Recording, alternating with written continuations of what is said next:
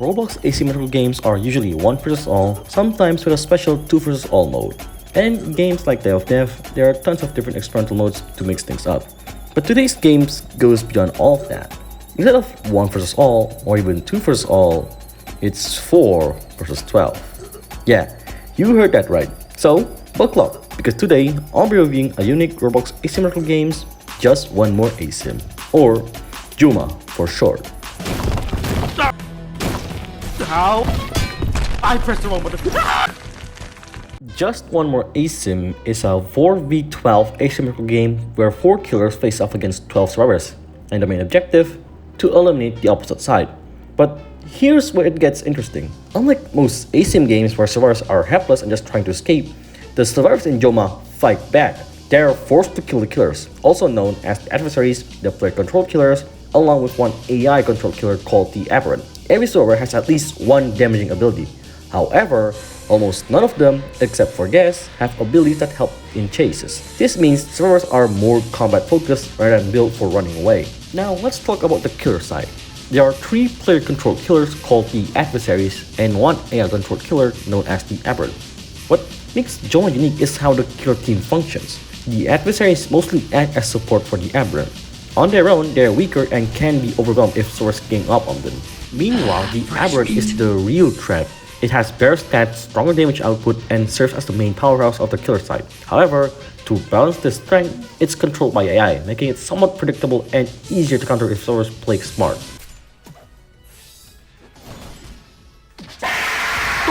Okay, I kind of lied earlier. As a survivor, you're not actually forced to kill the killers to win. You can still win simply by surviving until the round ends. However, just like I said before, survivors don't really have abilities that help them run away. Their kits are mostly built for fighting back, not escaping.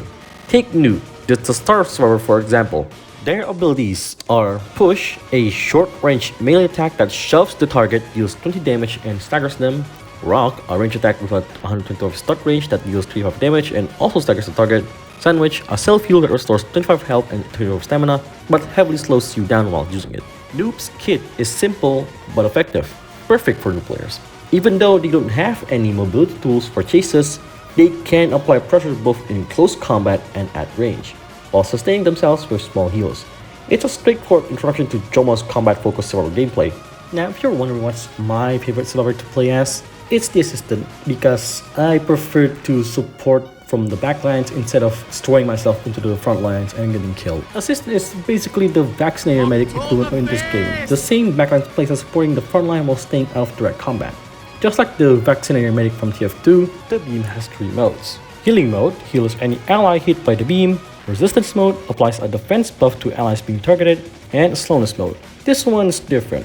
Instead of supporting teammates, it slows down the adversaries and the Aberrant while dealing very small chip damage. Assistant has no real way to defend themselves and no mobility tools to escape to safety.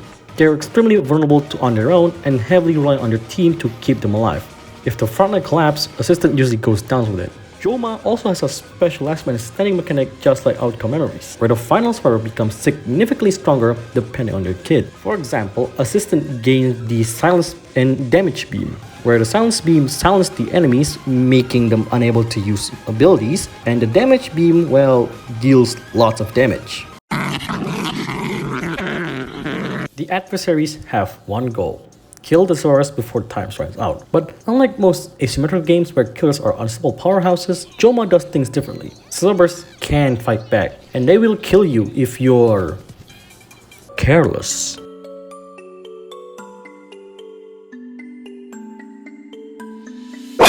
Because of that, adversaries aren't designed to be one-man armies. Instead, they play more of a supportive role for the real threat on the killer side, the Aberrant. The Aberrant has significantly better stats and higher damage output than the adversaries. That's exactly why it's controlled by AI rather than a player. It's meant to be the powerhouse.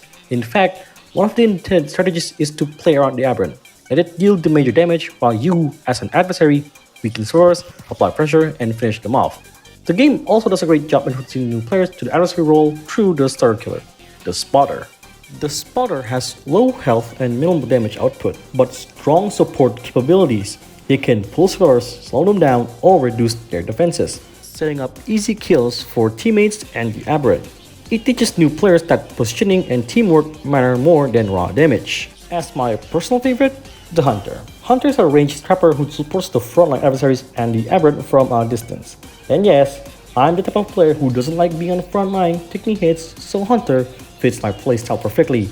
However, Hunter has a major weakness. If you get caught off guard, you're pretty much done for. No strong escape tools, no massive durability, just smart positioning and good awareness. I'm not gonna lie, it's fun.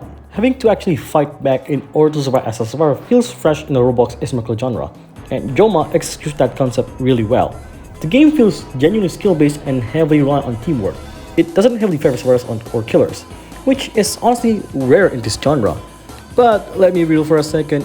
If you ask me, did this game ever make you angry? Yes. Yes, it did. And it's not even the game's fault, it's the players. Despite being a 4v12 game, a lot of survivor players I've matched with prefer to split up and play alone instead of grouping together to fight back properly. And in a game that's built around coordination and team synergy, that can be really frustrating. Invasion, everyone plays as a survivor and must fend off endless waves of AI, control aberrants and adversaries.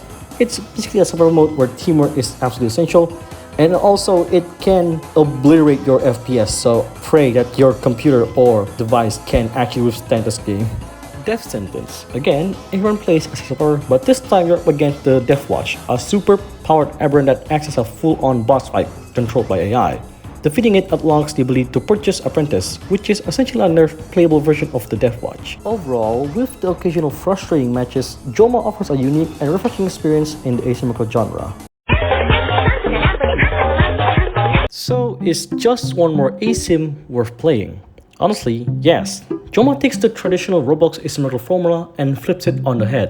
Instead of helplessly running in circles, you get combat-focused gameplay where both sides can fight back.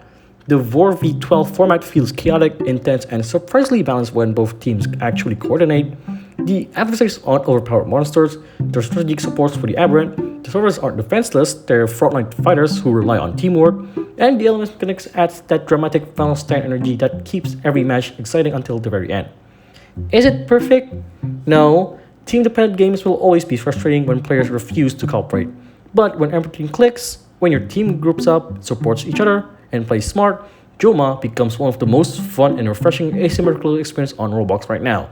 It's skill-based, it's teamwork heavy, it's chaotic, and most importantly, it's fun. So, thank you all for watching, and if you enjoyed this type of video, like and subscribe for more, and I'll see you all on my next video. Goodbye!